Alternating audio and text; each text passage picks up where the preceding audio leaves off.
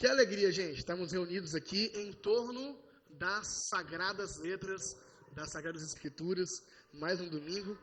E quantos estão animados para João 11, gente? Quantos estão animados? Como o Felipe falou, né? Nesse capítulo nós temos Jesus em Betânia. Nesse capítulo nós teremos uma ressurreição. Vai ter ressurreição no culto de hoje. Um morto vai sair do túmulo depois de 4 dias, né?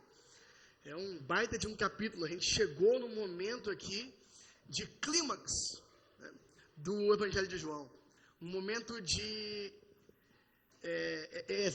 exatamente o meio do Evangelho, né? Nós estamos aí, são 21 capítulos, é o capítulo 11, então a gente está bem no meio mesmo do Evangelho. E é bem interessante porque é o último relato que nós temos antes da última semana de vida do Senhor. Então, em 10 capítulos... nós expomos até aqui aquilo que nós pensamos que foram cerca de 3 anos de ministério de Jesus. E esse número não vem do nada, a Bíblia não fala de datas, mas ela menciona em João, em específico, que Jesus celebrou 3 Páscoas. Então nós daí tiramos esse número, 3 anos. Os números não são tão certos, né? Tem gente que tem certeza, não, ele começou com 30 e morreu com 33. A gente não tem essa certeza. Nós não temos essa certeza. Nós temos uma noção de que foi por aí, devido às informações que temos na Bíblia, de quais foram os governantes e por aí vai. Não temos noção que foi por aí. Então, supomos que tenham sido cerca de 3 anos de ministério. Os outros evangelhos mencionam apenas uma única Páscoa. João menciona 3 Páscoas, então tem que ser pelo menos aí 3 anos de ministério. E nós cobrimos, dentro da forma bem poética e narrativa de João de contar essa história, né? Porque diferente de outros evangelistas que foram por um caminho contando bem mais milagres, bem mais sinais, né? João escolheu apenas 7 sinais milagrosos para nos contar a história de Jesus. E nós cobrimos, hoje nós completamos o 7º sinal, nós cobrimos parte dessa narrativa. E é super interessante que nós vamos passar os próximos 10 capítulos em apenas uma semana da vida do Senhor. Na verdade, depois dos 40 dias que seguem a sua ressurreição, mas principalmente a maior parte dos capítulos nessa uma semana da vida do nosso Senhor. Hoje a gente então está num momento emblemático aqui, um momento de clímax, porque nós vamos falar desse último dos 7 sinais, sinais que, como eu já venho ressaltando aqui há um tempo, falam a respeito de quem Deus é, de quem Jesus é, e Ele é Cristo, Filho de Deus, Ele é o próprio Deus. Os sinais vêm mostrando para a gente até então o seu poder, um poder que apenas alguém que é Filho de Deus teria. E os sinais também apontam para uma realidade que vai além deles, a realidade da nova criação, a realidade da nova vida que Jesus está propondo a todos aqueles que creem no seu nome. E nós chegamos no último dos 7 sinais, e o mais incrível e mais poderoso dos 7 sinais, porque um morto de 4 dias vai voltar a viver, e isso em frente a uma grande multidão. João não relata, mas Jesus já havia ressuscitado pelo menos uma menina que havia morrido, só que aquilo aconteceu no privado, e apenas poucas pessoas ficaram sabendo. Ele pediu o segredo até dos discípulos. Mas agora isso vai acontecer no fim, né, da sua carreira e na frente de uma grande multidão. São sinais da nova criação. Esse é o mais poderoso do sinal e o que mais claramente aponta. Atenção, esse é o sinal que mais claramente aponta para a realidade da nova criação, porque é um sinal sobre ressurreição, para a realidade da nova vida que ele propõe, porque é um sinal sobre ressurreição. E aponta também para os eventos seguintes. Esse capítulo também finaliza com toda a preparação para os eventos seguintes do Evangelho de João. Quem está empolgado aqui para João capítulo 11? Vamos orar. Pai Santo, obrigado. Obrigado pela Tua palavra revelada. O Cristo Jesus, o próprio Cristo, a perfeita imagem de quem Você é, Pai. E obrigado por nós termos recebido a Tua palavra inspirada, que dá o perfeito testemunho dele. Obrigado por João ter escrito esse maravilhoso evangelho e endereçado ele a nós, aqueles que não tivemos oportunidade de vê-lo pessoalmente. Obrigado porque enquanto expomos essa palavra, Teu Espírito tem feito arder os nossos corações e tem nos feito nos sentir como pessoas que têm visto quem Você é através do Seu Filho. Obrigado. Aquieta as inquietudes do nosso coração, para que nós possamos, nessa manhã, permitir que a Tua palavra nos mostre mais uma vez o Cristo. Em nome de Jesus.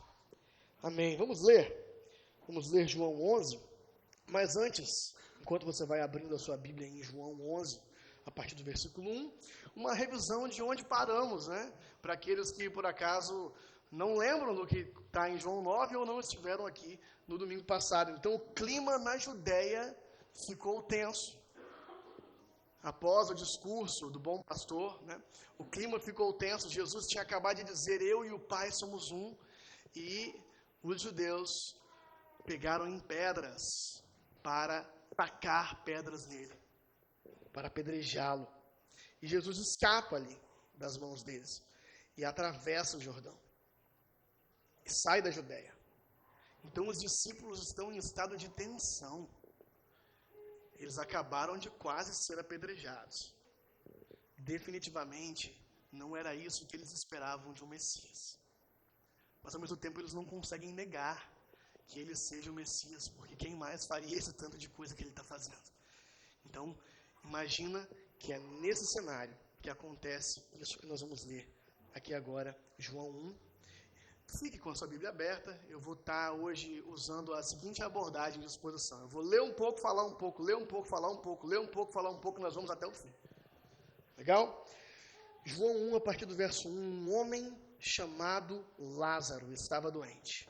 Ele era de Betânia, a aldeia de Maria e de sua irmã Marta. Esta Maria, cujo irmão Lázaro estava doente, era a mesma que ungiu o Senhor com perfume e lhe enxugou os pés com os seus cabelos. Tema de domingo que vem. Então eu não vou nem entrar. Por isso, as irmãs de Lázaro mandaram dizer a Jesus: aquele que o Senhor ama está doente. E ao receber a notícia, Jesus disse: essa doença não é para a morte, mas para a glória de Deus, a fim de que o Filho de Deus seja glorificado por meio dela. Então olha que interessante. João pressupõe que nós já sabemos quem é Marta e Maria, né? Então ele não faz questão de nos dar muitos detalhes. O Evangelho de João, de fato, foi o último a ser escrito. Nós já lemos Lucas, né? Então nós já visitamos Betânia ali em Lucas algumas vezes. Então ele está dando só um lembrete. Betânia, onde moravam Marta e Maria, né? Que nós já conhecemos. Então Betânia fica bem perto de Jerusalém. Ou seja, ele acabou de fugir de lá e receber agora uma notícia de que um amigo dele, alguém que ele ama, está lá perto de Jerusalém, está doente.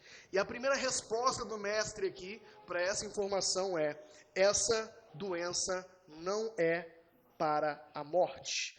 Agora olha que interessante, é para quê? É para a glória de Deus.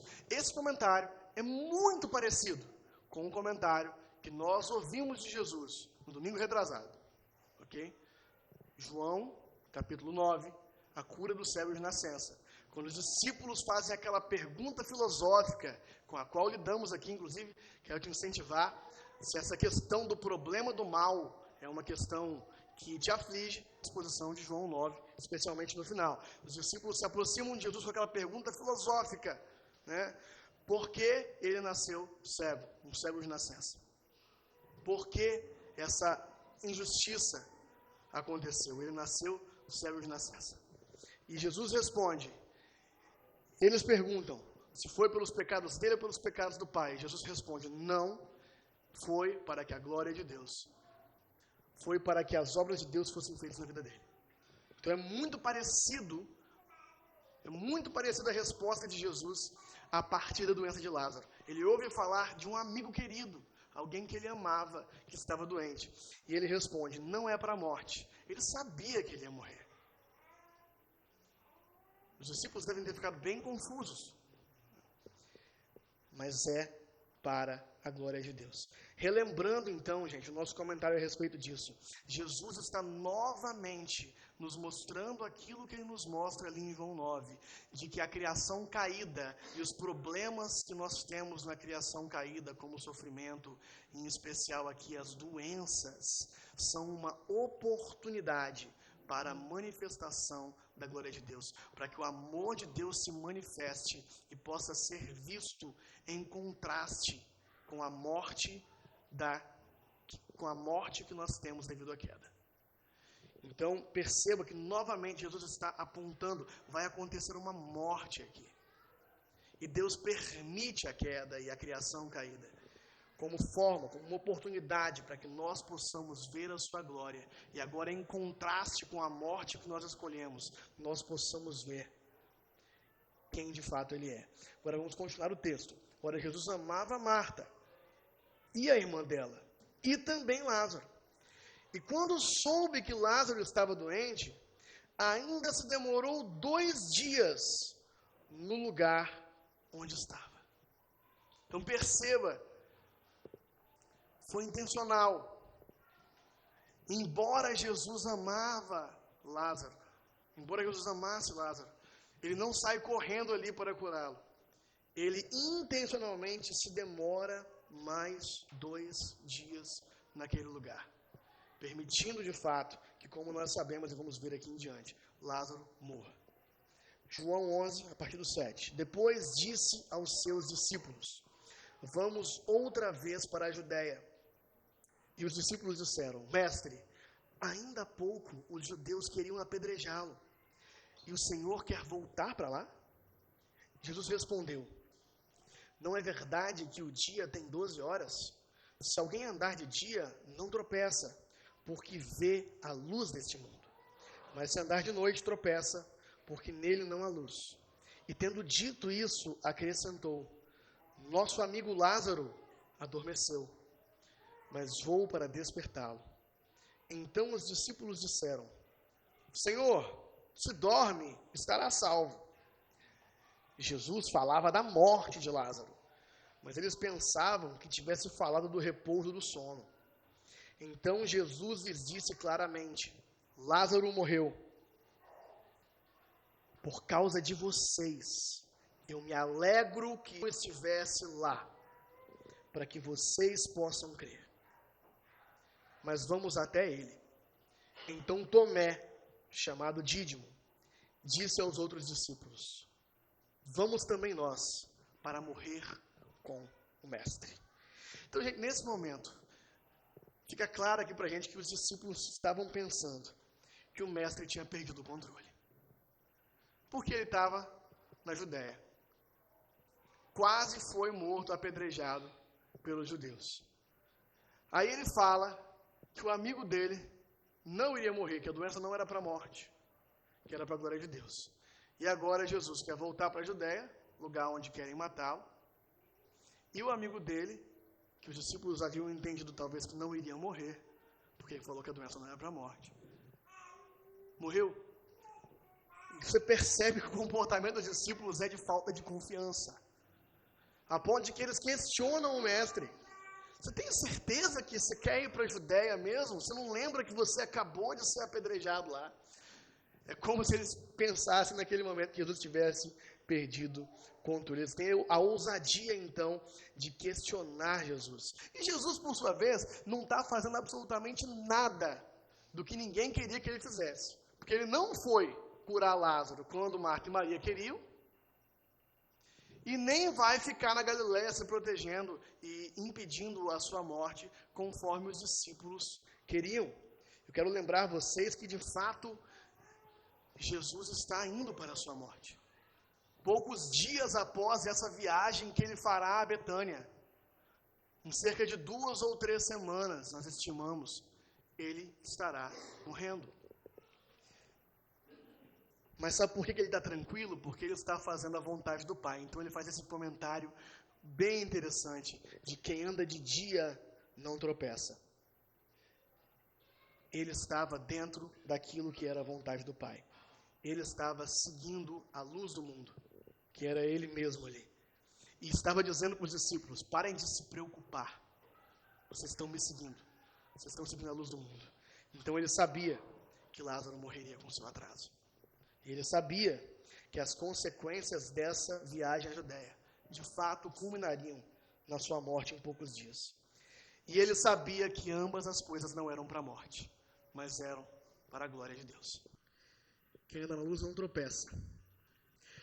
E é interessante perceber que os discípulos obedeceram, né? Mas não sem um comentário de Tomé, que aqui os estudiosos têm dúvida se Tomé aqui estava sendo um homem de muita fé, vamos lá, vamos morrer com ele, ou se foi um cástico. Vamos nós morrer com o mestre. E eu pendo a interpretação de que Tomé estava sendo sarcástico, porque João é o único evangelho que mostra esse aspecto de Tomé. João é o evangelho que vai depois mostrar Tomé duvidando, porque ele não viu Jesus e ele quer ver antes de crer, né? Então acho que João já está nos preparando e nos mostrando aqui antecipadamente que Tomé começava a duvidar. Por isso esse sinal seria tão importante. Jesus falou: eu estou feliz que Lázaro tenha morrido, porque agora vocês poderão ver. Agora todos verão um sinal inegável. Vocês verão eu trazer um homem de volta da morte para a vida. Quando Jesus chegou, versículo 17, encontrou Lázaro já sepultado havia 4 dias. Ora, Betânia ficava mais ou menos 3 quilômetros de Jerusalém. E muitos dos judeus vieram visitar Marta e Maria, a fim de consolá-las por causa do irmão. Então Jesus foi e ele encontrou um ambiente, não só o público normal de Betânia, mas um ambiente que justificava a preocupação dos discípulos. Estava cheio de judeus, porque Betânia era perto de Jerusalém, dá a entender que Marta e Maria tinham alguma relevância na localidade, porque vários judeus vêm de Jerusalém para estar com Marta e Maria naquele ambiente de morte. Então Jesus vai e encontra um ambiente cheio de hostilidade à presença dele, possivelmente, tendo em vista a sua última visita a Jerusalém, e cheio de tristeza, em um ambiente especialmente público, extremamente público, e bem perto de Jerusalém. O que ele fizer nesse ambiente será falado, e será falado muito. E além disso, o texto nos apresenta que Lázaro já estava morto, sem sombra de dúvidas. Lázaro já estava morto há 4 dias. Então aquelas pessoas que estavam ali chorando com Marta e Maria, que provavelmente estavam praticando o luto judaico, que demora alguns dias, já estavam ali testemunhando, como testemunhas visuais de que Lázaro estava morto e enterrado há muito tempo. 4 dias é morto sem sombra de dúvidas. E é nesse ambiente que Jesus chega. Então Marta, versículo 20, quando soube que Jesus estava chegando, foi encontrar-se com ele. Maria, porém, ficou sentada em casa. Então Marta disse a Jesus: se o Senhor estivesse aqui, o meu irmão não teria morrido.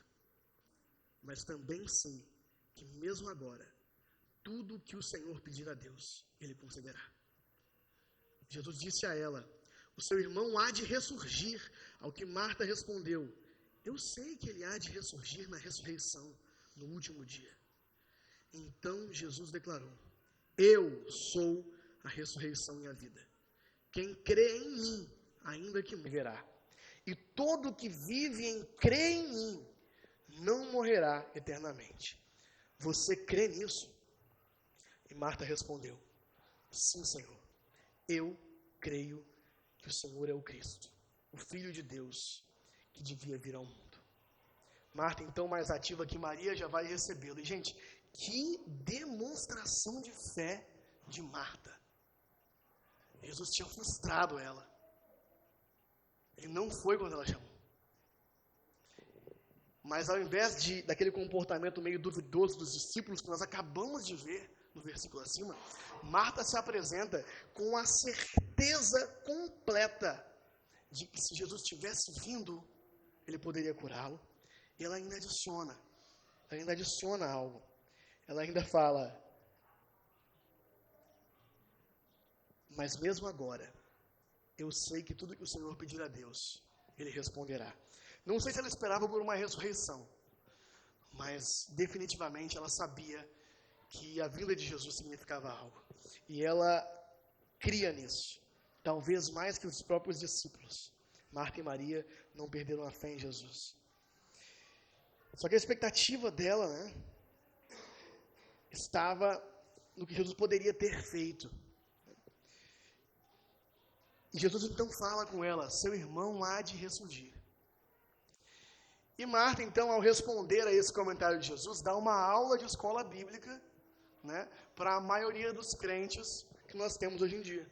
Porque ela responde imediatamente para Jesus, eu sei que ele há de ressurgir na ressurreição no último dia. Eu sei, mestre, eu sei disso. Isso é muito importante, eu vou parar um pouco aqui para a gente entender o que está para acontecer, ok? E por que eu falei que ela deu uma aula para muita gente? Porque não custa repetir isso, tendo em vista que isso foi esquecido e é muito pouco comentado pelo cristianismo ocidental. A esperança para o judeu em relação à vida após a morte não é uma existência não corpórea, não é uma existência tirada do corpo, mas é a ressurreição, a expectativa, a cosmovisão judaica a respeito do que acontece após a morte, é que algum dia todos os mortos sairão de seus túmulos para enfrentar um julgamento com o Senhor.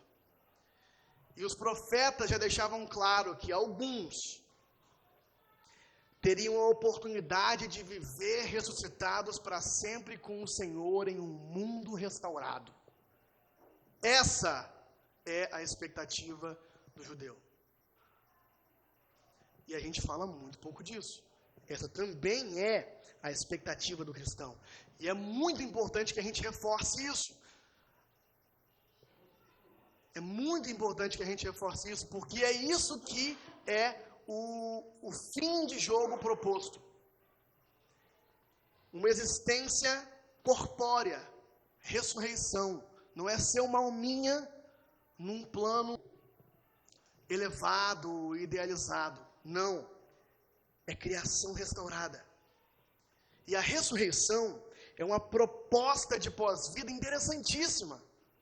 A ressurreição como proposta do que acontece na vida após a morte, porque a gente não sabe muito bem ali como vai ser esse meio termo, só sabemos que estaremos com o Senhor até o dia da ressurreição, mas a ressurreição como proposta de vida após a morte, e como proposta de existência eterna, é uma proposta interessantíssima, e diferente de qualquer outra coisa. A ressurreição como proposta de pós-vida, ela é uma proposta que somente um Deus bom poderia propor.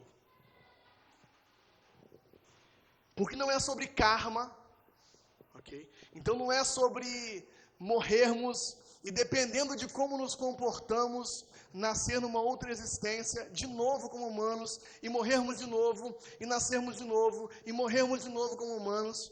Até porque se fosse por karma, está todo mundo com karma bem ruim aqui. Então a gente estava ferrado se fosse por karma. Não é sobre nada, como um ateu argumentaria. E também não é uma existência idealizada, almática, num plano das ideias, como Platão argumentaria. Não. É algo que nós podemos compreender, porque nós que vemos a bondade da criação, mesmo que em parte, a criação que Deus decretou em Gênesis 1 como sendo boa, nós podemos ansiar por isso. A ressurreição é uma proposta graciosa de pós-vida, a existência restaurada ao propósito de Deus num mundo restaurado. É graça de verdade, é justiça de verdade, porque vai haver julgamento. Aqueles que destruíram o bom mundo de Deus. É graça de verdade, é justiça de verdade, é uma base da fé cristã. Não vai dar para a gente ficar muito nesse tema, porque a gente tem mais o que falar, mas nós temos gravado, dentro da nossa série de Hebreus, quando o autor de Hebreus fala dos rudimentos da fé, Um dos rudimentos da fé cristã não é opcional. Não é um detalhezinho que a família Betânia pensa assim. Não, é um dos rudimentos da fé cristã. A ressurreição dos mortos. A crença de que um dia todos os mortos serão ressuscitados para juízo. Uns aprovados e outros reprovados. E nós temos então ali, dentro da nossa série de Hebreus, uma pregação inteira sobre a ressurreição, onde nós lemos não todos, mas ali uma boa quantidade de textos do Antigo e do Novo Testamento sobre isso. Então, quem aí está talvez um pouco surpreso, ou talvez assim, achando que precisa saber e entender mais sobre isso, recomendo altamente que escute essa pregação. Então, Marta estava certa. Essa é a expectativa. Um dia, Lázaro e todos nós seremos ressuscitados para o julgamento. Jesus não corrige Marta, mas ele tem algo diferente em mente. Jesus não corrige Marta, mas ele tem algo diferente em mente. Marta gostaria de mudar o passado, mas Jesus está propondo trazer para aquele ambiente de Betânia um gostinho do futuro. Ele fala: Marta, você não está entendendo, eu sou a vida, eu sou a ressurreição e a vida, eu posso trazer Lázaro de volta para a vida agora. Eu posso adiantar isso que você tinha por expectativa somente no dia do Senhor. Então, Jesus, na verdade, traz um pouco do futuro para o presente, porque ele é, na verdade, o rei da era futura invadindo o presente, e com um pouco do poder da nova criação, ele vai ressuscitar Lázaro. O próprio Jesus, ele é a vida, ele é a chave para a nova criação de Deus. Mas a grande mensagem que ele quer passar com isso, a grande mensagem que ele quer passar com isso, é o que ele fala a Marta, de que quem crê nele, ainda que morra, viverá. E todo que vive e crê nele, não morrerá eternamente. Então ele está prestes a fazer um sinal poderosíssimo. Mas o que ele quer ensinar com esse sinal já foi deixado aqui. É que eu sou a ressurreição e a vida. E todo aquele que crê em mim, não morrerá eternamente. E Marta crê nisso.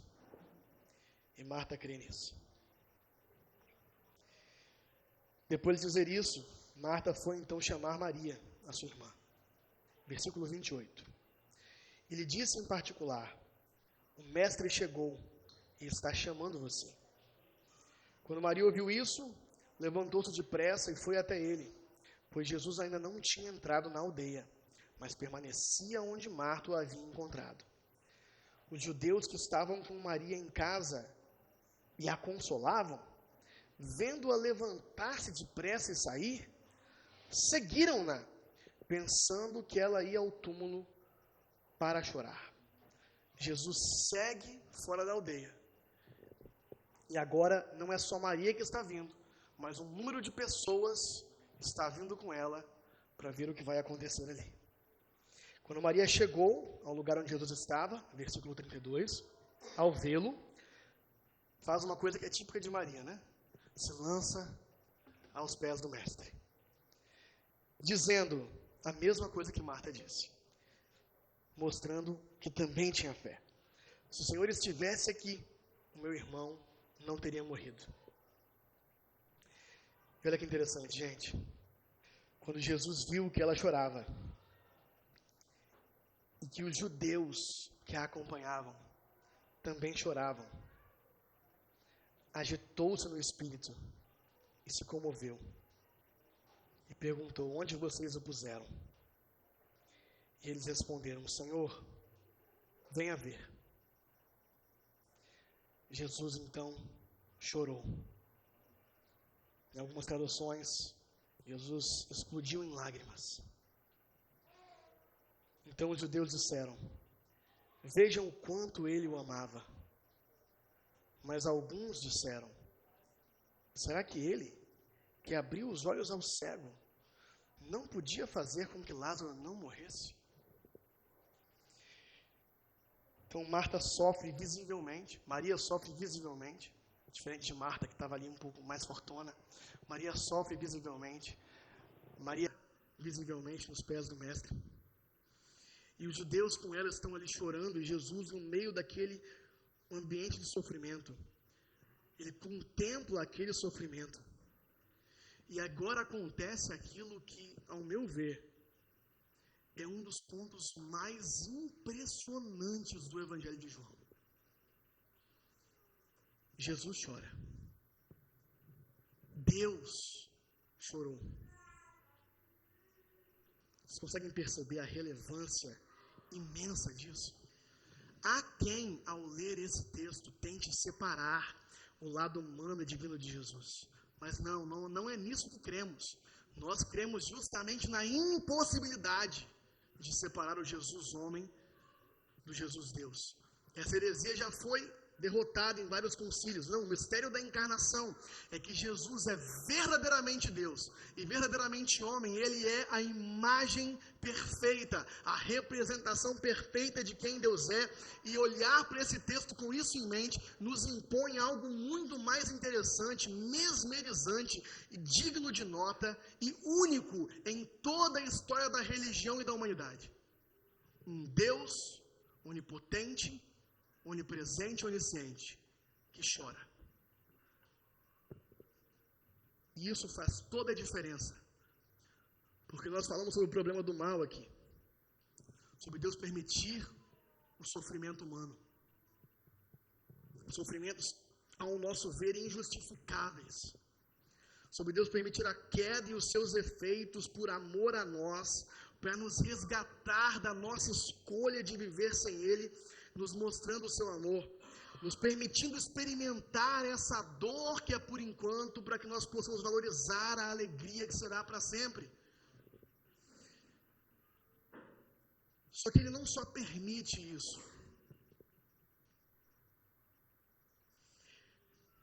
É perfeitamente racional a explicação que nós demos para o problema do mal aqui em João 9, e agora retomamos aqui em João 11, é perfeitamente racional, é bom, é aceitável, a gente consegue entender que um Deus eterno permita um sofrimento temporário em prol de um bem maior para todos, inclusive para aqueles que estão sofrendo, é racional, mas é ainda mais belo porque vai além disso. É ainda mais belo quando percebemos que esse Deus, ao ver a dor, mesmo sendo uma dor temporária, e mesmo tendo uma compreensão de eternidade, de quão temporária essa dor é, muito maior do que a nossa, Ele chora. Ele sente nossa dor temporária e chora. Ele não nos olha com uma satisfação no olhar maquiavélica de saber que nós estamos tendo aquilo que merecemos, e estamos. Nem nos olha com a indiferença de quem está distante da nossa dor. Não, Ele chora com a sua criação. Ele chora conosco.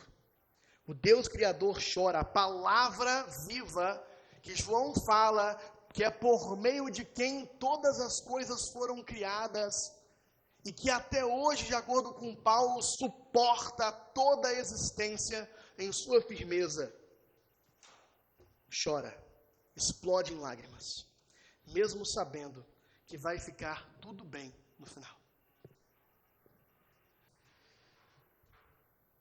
Eu não sei qual que é a imagem mental que vocês têm de Deus. Cada um de nós tem um, fala, quando a gente ora, a gente enxerga algo. Alguns enxergam um Deus barbudo num trono branco. Eu não sei qual que é a imagem mental que vocês têm de Deus, quando você ora sofrendo, quando você ora em sofrimento. Mas se essa imagem não é capaz de chorar, esse não é o Deus cristão. Esse não é o Deus Pai do nosso Senhor Jesus Cristo. Nós só descobrimos de verdade o significado da palavra Deus. Nós só descobrimos de verdade quem é o nosso Deus, o Deus Pai de Jesus Cristo, quando substituímos qualquer imagem que nós tenhamos pela de Jesus, pela imagem de Jesus de Nazaré, um homem de dores, um homem que não teve problema em se misturar e se envolver com os sofrimentos da sua criação. A única imagem homologada de Deus não é o Deus de Michelangelo. A única imagem homologada de Deus é o Cristo. É o Cristo Jesus. E por isso, nós que somos os seus imitadores, né, vivemos uma existência onde também choramos bastante. Por isso faz parte da vida cristã, ao encontrar uma situação de dor, por mais que nós tenhamos uma resposta racional para o problema do mal. Por mais que o problema do mal não nos tire as esperanças, não nos tire a razão da nossa fé, não nos tire o sono, não nos coloque em crise existencial, não nos tornem agnósticos, mas nós choramos. Parte da vida cristã somente o consolar racional, mas sim o chorar com os que choram. O cristão chora, a diferença é que não é um choro sem esperança. Não é um choro desesperançoso, pelo contrário, é um choro cheio de esperança, de quem reconhece que as coisas não estão bem agora, mas sabendo que vai ficar tudo bem no final. Nós lemos o fim da Bíblia. E Jesus chora após perguntar aonde eles colocaram Lázaro.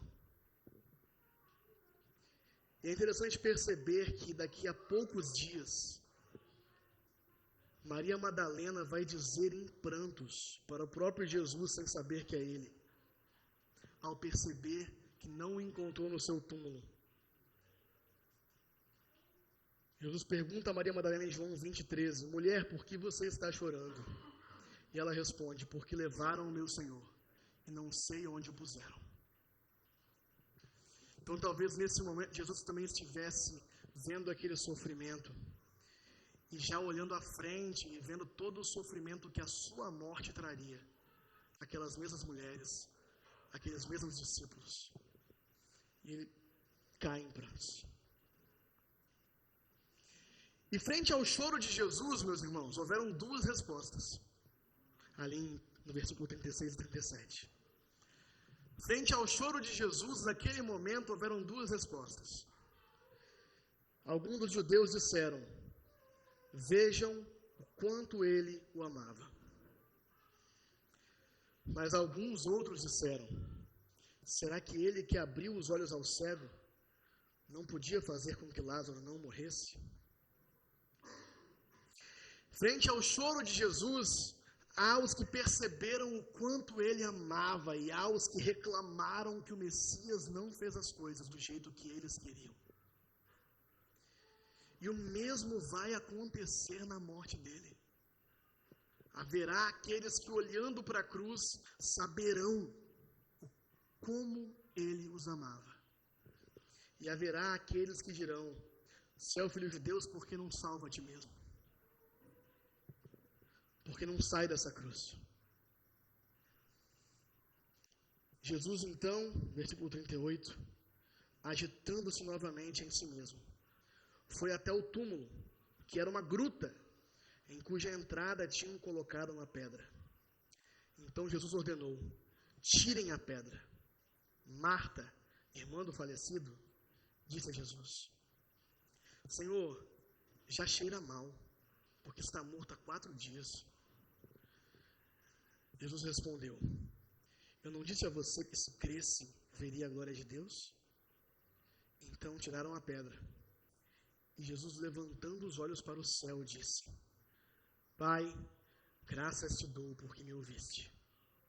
Eu sei que sempre me ouves, mas falei isso por causa da multidão presente, para que creiam que tu me enviaste. E depois de dizer isso, clamou em alta voz, Lázaro, venha para fora. E aquele que tinha morrido saiu, tendo os pés e as mãos amarrados com ataduras e o rosto envolto num lenço. Então Jesus lhes ordenou, desamarrem-no e deixem que ele vá. Jesus realiza o seu mais impressionante sinal, a glória de Deus é mostrada, e agora em público. E ele faz isso agradecendo ao Pai, pela certeza de que o Pai sempre o ouve. E dando para a multidão, com essa oração em voz alta, mais um motivo inegável para que eles cresçam, que ele vem do Pai. Gente, eu fico pensando o que aquela multidão sentiu naquele momento. Quantos segundos será que passou desde o momento que Jesus falou, Lázaro sai para fora, e alguém de fato saiu daquela pedra? Será que tinha cheiro? Ou será que Deus nem permitiu que putrefasse o corpo? E frente a esse milagre maravilhoso, novamente nós vemos divisão. Muitos creram, mas outros foram garantir que os fariseus soubessem o que tinha acontecido. João 11:45. Muitos dos judeus que tinham vindo visitar Maria, vendo o que Jesus havia feito, creram nele. Outros, porém, foram até os fariseus. Eles contaram o que Jesus havia feito. Então, os principais sacerdotes e os fariseus convocaram o sinédrio, o principal tribunal dos judeus, onde as decisões a respeito da interpretação da lei eram tomadas. E disseram: o que estamos fazendo? Uma vez que este homem opera muitos sinais, se o deixarmos assim, todos crerão nele. E depois virão os romanos e tomarão não só o nosso lugar, o lugar do sinédrio, mas a própria nação. O sinédrio tinha certa liberdade política. Okay? Os judeus tinham um acordo interessante com os romanos, onde eles tinham certa liberdade religiosa, e o sinédrio, como autoridade máxima da religião judaica, tinha certa liberdade. E eles estavam então preocupados. A cena, eu fico pensando como que João descobriu isso aqui para ele colocar aqui. Porque a cena corta. A gente estava lá em Betânia, a cena corta para o lado sombrio da força, ali numa reunião. Um negócio meio esquisito. Onde eles vão começar agora o complô para resolver o problema que Jesus tinha se tornado.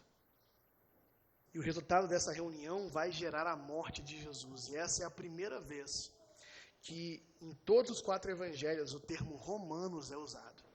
Embora nós sabemos pela história que os dominadores do povo naquela época eram os romanos. Eles apresentam esse medo na ressurreição, era algo muito grande, muita gente ouviu falar, o povo certamente vai querer começar uma revolta a partir disso, a partir da crença de que ele é o Messias.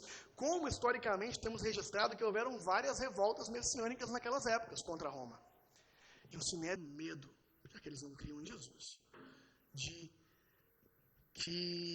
Jesus de fato se levantasse contra Roma, iniciasse uma guerra, e Roma viesse para aquele lugar e destruísse por completo, tirasse o poder do sinédrio e tirasse inclusive a própria nação, como de fato acontecerá 40 anos no futuro, através de uma revolta messiânica. Então o medo deles fazia até algum sentido. O que não fazia era a descrença, mas o medo fazia. Então eles estão numa reunião para resolver esse problema. 49, mas um deles, Caifás, que era sumo sacerdote naquele ano, advertiu-os dizendo: vocês não sabem nada, nem entendem que é melhor para vocês que morra um só homem pelo povo e que não venha a perecer toda a nação. Caifás faz uma argumentativa de: tá óbvio, gente, é só matar ele. Tá óbvio. Ora, Caifás faz esse comentário, né? De que é melhor para vocês que morra um só homem pelo povo e que não venha aparecer a nação. Ora, Caifás não disse isso por conta própria, mas sendo o sumo sacerdote naquele ano, isso aqui é um comentário do próprio João, profetizou que Jesus estava para morrer pela nação. E não somente pela nação, mas também para reunir em um só corpo os filhos de Deus que andam dispersos. Desde aquele dia, resolveram matar Jesus. Assim sendo, Jesus já não andava publicamente entre os judeus, mas retirou-se para uma região vizinha, ao deserto, Foi numa cidade chamada Efraim, onde permaneceu com os discípulos. Estava próxima a Páscoa dos judeus e muitos daquela região foram a Jerusalém, antes da Páscoa, para se purificar. E lá procuravam a Jesus, e estando eles no templo, diziam uns aos outros: o que vocês acham? Ele não virá à festa? Ora, os principais sacerdotes e os fariseus haviam ordenado que, se alguém soubesse onde ele estava, o denunciasse, para que pudessem prendê-lo e entregá-lo aos romanos, que é o que de fato eles farão. Então Caifás vem com a solução matemática. É melhor que morra um do que todos. É uma questão de matemática. Ele vem com a justificativa racional para matar Jesus. Mal sabia Caifás, como João comenta, que sendo sumo sacerdote ele havia esbarrado na verdade e proferiu de fato, Jesus morreria pela nação. E nesse ponto, então, o Evangelho de João chega a um ponto culminante, onde João revela claramente, pela primeira vez, depois de fazer várias pistas, de falar que ele é o Cordeiro de Deus, que tira o pecado do mundo. O Cordeiro servia para morrer no sacrifício. De falar que o bom pastor é aquele que dá a vida pelas ovelhas. Depois de dar várias pistas, João diz claramente que Jesus terá de morrer. E agora isso toma forma, não somente no como, porque o como tomou forma. Os sacerdotes, os líderes entregarão ele para os romanos, dizendo que ele tenta fazer uma revolta contra Roma, que ele se diz o rei dos judeus. Mas também no porquê é necessário que Jesus morra. Jesus de fato teria de morrer. Jesus de fato iria morrer, não só por Israel, mas como João comenta, por todos os filhos de Deus espalhados pelo mundo. E de fato, o motivo de por que ele tem que morrer tem a ver com um império que precisa ser vencido. Mas não é com o Império Romano. É com o império do mal que impera os nossos corações. Com o império da maldade e do pecado.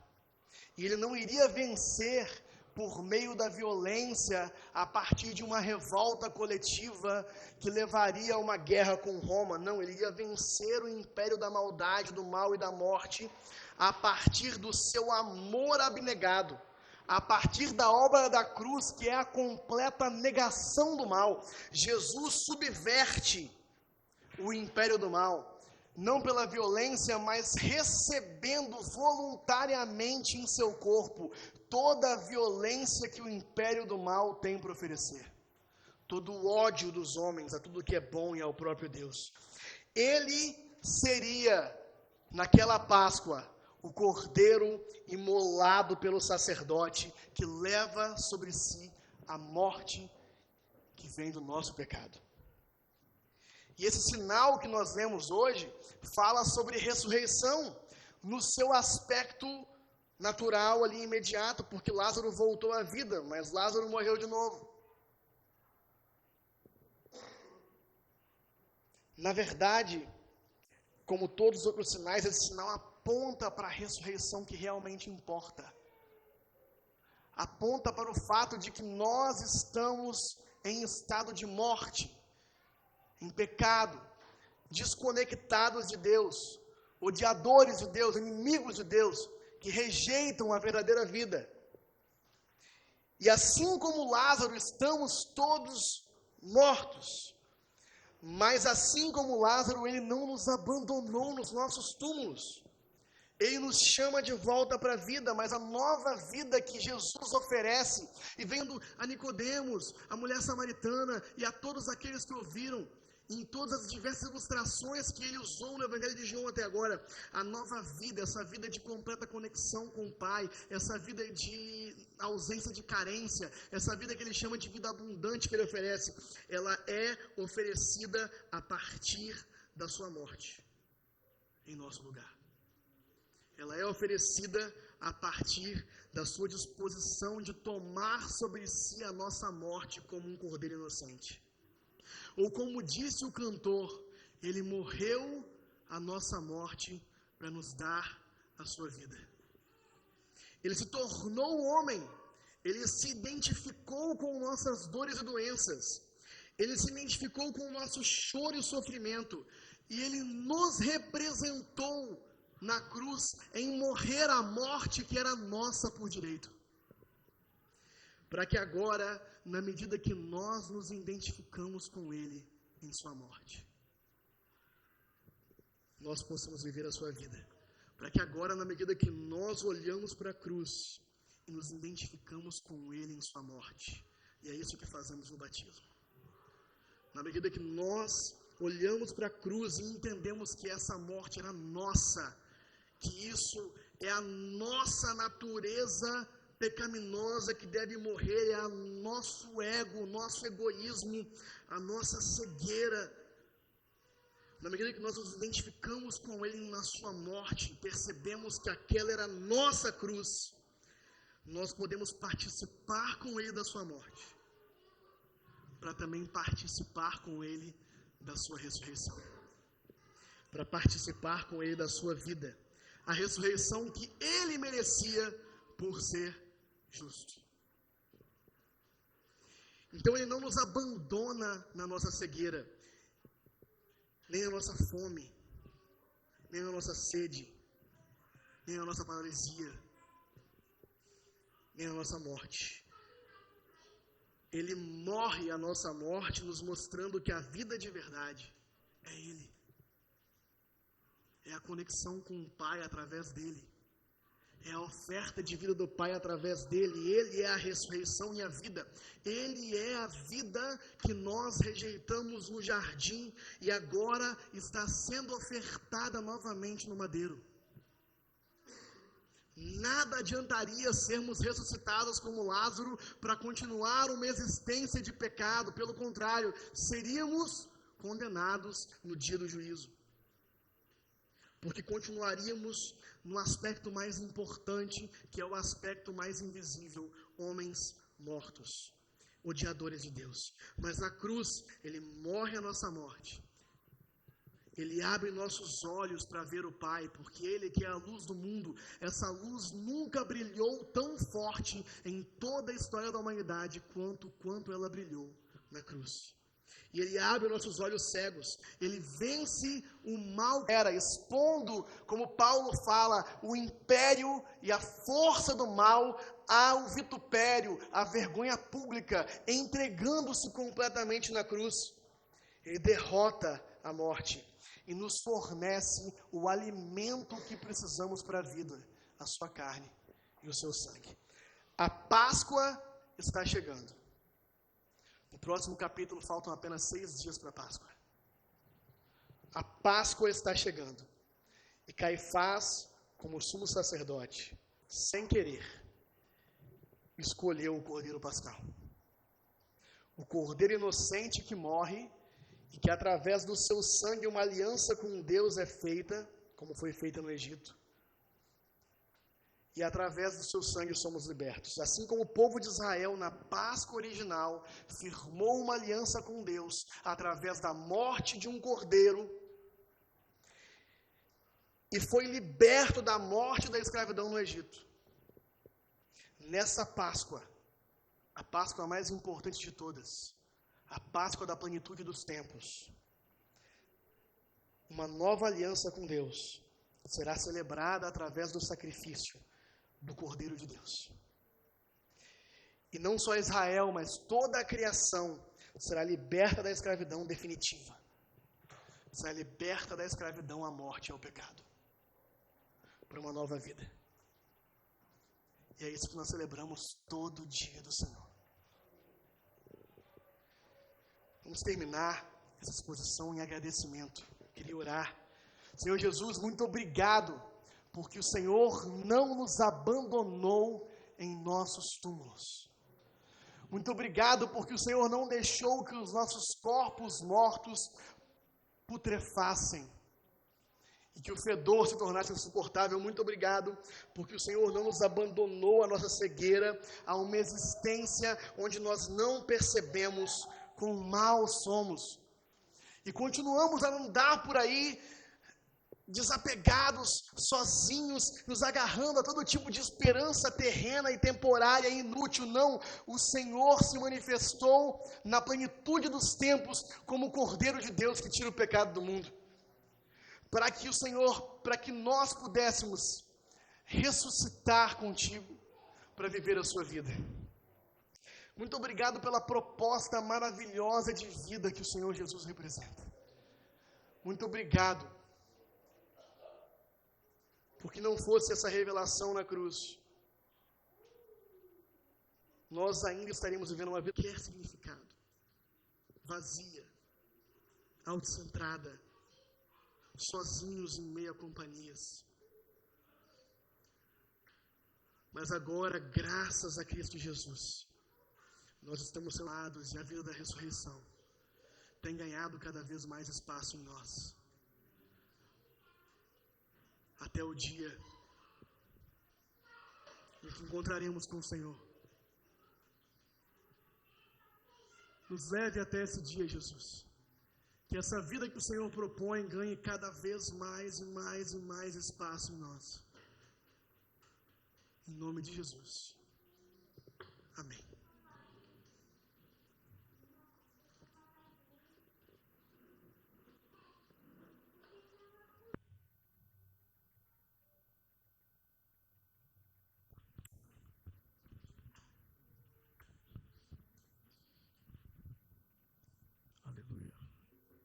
Amém, irmãos? Quantos têm sido abençoados aí por estarmos estudando as Escrituras aí, navegando, né, capítulo a capítulo? Tem sido uma bênção para nós, não é verdade, irmãos? Eu estava aqui, parei um pouquinho ali sentado para procurar e organizar na minha cabeça aqui quais são os 7 sinais que Jesus fez. Como o Rafa compartilhou aqui com graça do Senhor, esse foi o 7º sinal. O primeiro sinal foi a transformação do que, irmãos? Da água em vinho. Jesus, ele revelando o poder do Criador na primeira criação, se revelando. A mesma voz da primeira criação é a voz da nova criação, revelando a autoridade dele sobre a matéria. Quando a gente vê o segundo sinal, a cura do filho de um oficial do exército romano, o Senhor se revela como o Senhor do tempo e do espaço. Ele libera um comando aqui e a cura chega lá. Amém, irmãos? Isso nos ensina, irmãos, muitas coisas.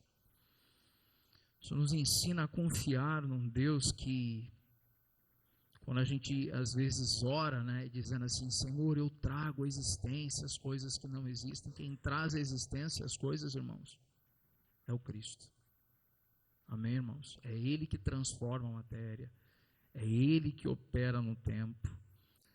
Quando nós vemos o terceiro sinal é a cura de um paralítico, ali à frente do tanque de Betesda, revelando que Cristo, ele se importa com aqueles que estão debilitados.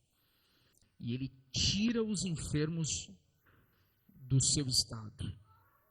Ele levanta os enfermos. Ele tira as pessoas da sua condição. Isso precisa nos fazer crer que, ainda que a gente não veja a cura física, a maior enfermidade, que é a enfermidade do nosso estado da alma, o Senhor, que muitas vezes nos vê prostrados, nos põe de pé. Você ouviu isso, irmãos? Deus que muitas vezes nos vê prostrados, nos põe de pé. Quando Ele realiza a quarta multiplicação dos pães e dos peixes, Jesus revela claramente que Ele não trabalha com adição e subtração apenas. Ele trabalha conforme a sua boa vontade. Se Ele precisar multiplicar, Ele tem a possibilidade de fazer com que as 4 operações extrapolem o limite da compreensão humana. Amém, irmãos? Quando Jesus anda sobre as águas, ele demonstra claramente que ele não está preso à gravidade e às leis naturais. Cristo nos mostra que ele está para além disso. Amém? Quando ele cura um cego de nascença, claramente ele mostra a nós que ainda que nós estejamos cegos, podemos ter olhos para vê-lo. Você viu isso? Ainda que nós estejamos cegos, podemos ter olhos para vê-lo. E quando nós falamos sobre a ressurreição de Lázaro, isso acende em nós uma esperança de que ainda que possamos até passar pela primeira morte, naquele dia nós o veremos como ele é, e o Senhor nos colocará ao lado dele para termos uma eternidade com ele, irmãos. Amém, irmãos? E isso, quando a gente olha esses sinais que somente o Cristo poderia ter feito, e ele tem claramente falado com a gente aqui nesses dias, nesse tempo, onde o nosso coração e os nossos olhos, eles precisam extrapolar aquilo que é visível e aquilo que a mente humana parece que aprisiona, né? A gente quer que Deus muitas vezes trabalhe, atue dentro da nossa mente. E Jesus, em cada um desses sinais, extrapolou os limites da compreensão humana. Por quê? Porque ele é o eu sou. Você viu isso, irmãos? Porque ele é o eu sou. E ele tem poder sobre todas as coisas. E por estarmos nele, nós temos então alegria eterna e confiança plena. Irmãos, essa expressão assim, estudar sobre esses sinais precisa produzir em nós confiança plena, descanso, precisa produzir em nós quietude na alma da gente. Isso me faz lembrar quando Paulo escreveu aos irmãos em Roma que o sofrimento do tempo presente não se compara à glória a ser revelada, porque a gente não se dobra ao que os olhos humanos veem, porque a nossa esperança está nele. A nossa esperança, presta atenção, irmãos, uma canção que prestou um desserviço para a minha geração, quando cantaram aí, de modo geral, bandas 1000 aí, dizendo que dias melhores virão. Uma música que prestou um desserviço para a geração dos meus pais, dizendo que o acaso vai me proteger enquanto eu andar distraído. Não, irmão. Cristo foi intencional em cada um dos sinais, a fim de que os nossos olhos estejam na verdadeira esperança. E a verdadeira esperança tem nome, e ela é Cristo Jesus. Amém, irmãos? Quero lembrá-lo de algo que a gente tem ensinado. A gente vai já orar para finalizar aqui a mensagem, para finalizar a nossa reunião, nosso culto, mas quero lembrá-los que a gente às vezes faz isso muito na correria, quando encerra, mas a gente fala também sobre, temos ensinado que os irmãos têm liberdade para serem generosos, liberdade para serem aqueles que colocam o seu coração e o seu comprometimento em nível integral para com o Senhor, para com a sua família de fé, podendo também fazer a sua contribuição ali no fim do culto. A gente tem as caixinhas e tem o QR Code, os irmãos que se veem enxergando o compromisso que tem no Evangelho com a casa de Deus, no sentido, não a casa, nós somos casa de Deus, mas no ambiente onde nós nos reunimos, você se compromete com isso também, que você tem a liberdade de fazer isso. Amém, irmãos? O que nós temos na próxima sexta-feira? Encontro dos homens e no sabadão, a mesa com elas, o encontro das mulheres. Amém, irmãos? E no domingo, teremos mais um dia do Senhor juntos aqui. Amém? E aí a gente não vai orar para você ter uma semana extraordinária, para você não ter problema, não, nós vamos orar para que você permaneça em Jesus. Amém, irmão? Que aí a gente não produz aqui uma geração de pessoas que dependem da semana ser boa para estar no próximo domingo. A gente estará no próximo domingo, porque família é isso. Amém, irmãos?